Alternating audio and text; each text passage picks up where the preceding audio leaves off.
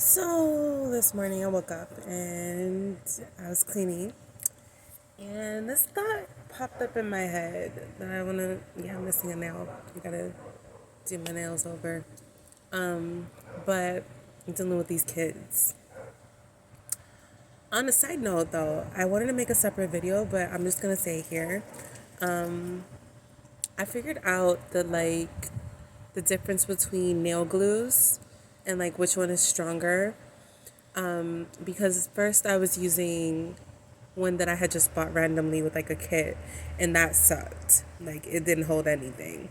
It held for like a few hours maybe, and then I bought some at Family Dollar, and I think it was at the LA Girl brand, LA Girl Super Glue, something like that, and that worked perfectly. Like it even kept my nails on because I stopped doing acrylic. I need to go buy some monomer, but in the meantime I've been doing like the press on nails, and the LA Girl glue works perfect. I even found it at Walmart and I like stocked up because it works very well.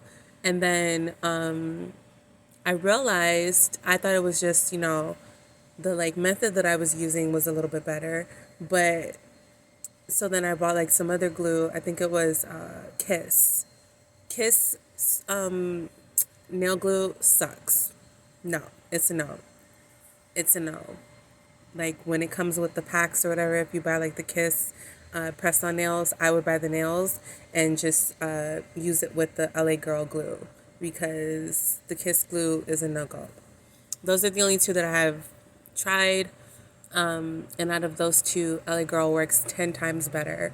These like didn't pop off. And I think the reason why this one did, one, because it's my thumb and I use my thumb. We use our thumb a lot more than we would use any of our other fingers. But also because I probably didn't file the nail down as much. And I needed to spread out the glue a little bit more because I can see that there was no glue closer to my cuticle. So that's probably why they didn't stick, and these stuck a little bit better. But anyway, a whole week of dealing with kindergartners and only one nail is gone. So that is a win when it comes to nail glue. But anyway, back to what I wanted to say. So this morning I woke up and I, started cleaning the house. And as I was washing dishes or whatever I was doing, this thought popped up in my head randomly, and it was like, men need to submit too. I was listening to Tabitha's podcast that she does with her husband every Friday. If you guys aren't watching that, what are you doing with your life? You totally should. If that's your vibe, I'm not, whatever. But I watch it and it's awesome. And they were talking about divorce. And as I was listening, the message came to me that men should submit to. I think Chance Brown was talking about how he did like a speaking engagement where he suggested that men should, like, basically happy wife, happy life kind of thing. Like sometimes you have to sacrifice being right in order for the relationship to thrive. And so it kind of, the thought just kind of popped up in my head that I should do a video and title it Men Should Submit Too. And then, so what does that look like? A man submitting versus a woman submitting. And what are you submitting to? Are you submitting to the other person, or are you submitting to the relationship? And so I think where a lot of pushback comes from is we put it as if you're submitting to your husband, you're submitting to your wife, when in actuality you're not.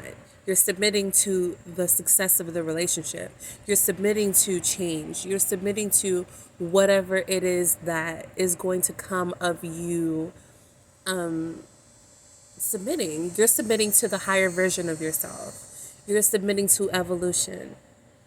It's way beyond that other person. That other person is you married them so that they could be your partner in life. You married them so that they could be your partner in evolution. You married them so that they could be your partner in change, and they could help you through those systems and those things that come about naturally. Whether you're single or whether you're with a person, whether you found somebody to marry, you're gonna go through things. Life has its ups and downs. It's a roller coaster. It has different things that are going on. So somebody like me who has been single for my whole life or whatever and hasn't really had any long-term relationships, I have experienced the ups and downs on my own. So I've had to submit to myself in a lot of ways. I've had to submit to the higher version of myself. So now I have an idea of what that looks like. And then when I do get in relationships, I don't look at it as submitting to that other person.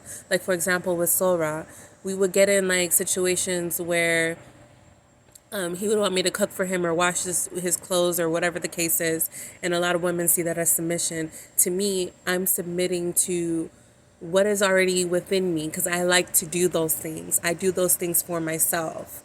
So I'm not submitting to him because, obviously he had his stuff going on and he felt like that's what a woman should be doing for him. But I didn't look at it from that perspective. I looked at it from I'm submitting to my feminine energy. I'm submitting to my highest self. I'm submitting to what it is that I like to do on a regular basis.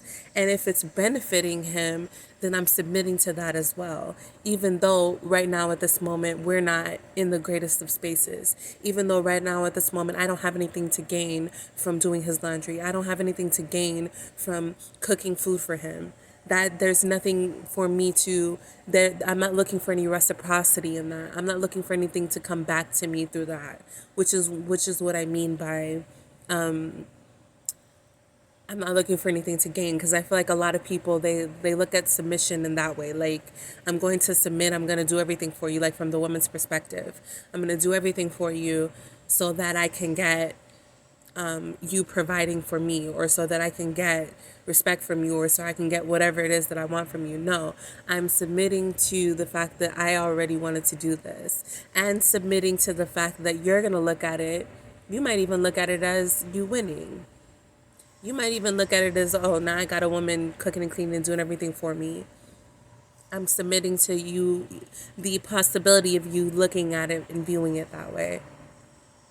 And so for a man now, what does submission really look like? It looks like letting go of the need to be right. It looks like letting go of the need to control everything. It looks like letting go of basically those two things. Maybe something else is there, but it hasn't come out yet. So it looks like those two things. It looks like, like Chance Brown said, just let her have it, let her live, let her be right. What does it matter at the end of the day? What does it matter who's right and who's wrong? All of that is relative anyway. It is all based on how somebody chooses to view the situation in that moment. And that is constantly changing and evolving. Today, because you're angry, you're going to view it a certain way and you're going to say, I'm right and you're wrong. When you have a chance to sit down and think about it and relax and let it pass a little bit and, settle into it a little bit, you might look at it in a different perspective. But when we start attaching all of this extra other stuff onto it, it just makes it a harder situation where you can just submit to the situation. Just submit to it. Put all of your defenses down and look at the other person as an ally. Look at the other person as somebody who is there to help you, nothing more, nothing less. They are not your enemy. You didn't marry an enemy. You married a friend, you married an ally, you married somebody that you were hoping was going to help you. So help each other.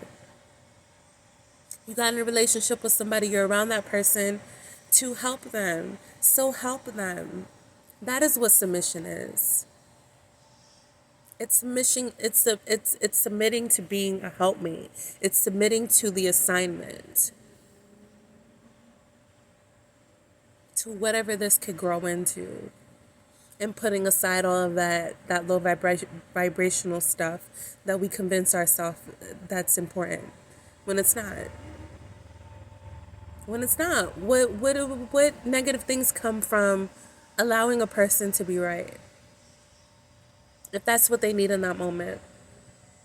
I think the fear might be, okay, if I allow them to be right, then, they're going to get big headed and they're going to get all egotistical and they're going to get all this and all that.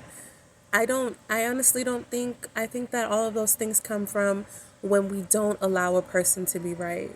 And then so now they feel like they need to assert themselves and they feel like they need to be big and egotistical and out there or whatever. They feel like they need to fight against authority and all these things because we've taken it from them. But if you empower a person, you allow them to be right, even just once, it changes the whole perspective. It changes the whole way that they look at you and look at things. Because now you're not fighting against them. So you're allowing them to be right. Now they have to sit back and say, did I actually want to be right? This feeling eventually it's gonna be like, this feeling of being right is still like, being right doesn't satisfy me. But when you've been deprived of being right, when everybody around you has told you you're wrong, I'm right, I need to assert myself. I need to be the bigger, I need to be the one who, is the right one and you're the wrong one. I need to be the one who, whatever. When you've come across people like that your whole life, and then you finally get that one person who's just like, fuck it, you're right. I'm not going to argue with you. Like, I'm not gonna, it forces you, because I've been in that situation before. And I put people in that situation. And you should see, like, you can actually visibly see the look on their face. Like, there's, like, in the middle of an argument, and you're just like, you know what, you're right. What else is there to say after that? The argument is literally done. Unless the person is crazy and they want to keep going. But for the most part, it stops the argument dead in its tracks, because the whole fuel for the argument is everybody wants to prove that they're right. Everybody wants to prove their point. Everybody wants to be seen as the one who is enlightened and the other one is not. And it's like, okay, you're right. So now what? Where do we go from here? And navigating what that looks like is a whole other level that a lot of people don't even get to because they're still fixated on, I need to be right. So why not give your partner that gift of feeling, finally, for once, feeling what it feels like to be right and to be validated and to be accepted and to be heard and to be seen. Finally giving your partner that. Not just saying it, but actually giving them that feeling. What could come from that? So that's what submission is actually about.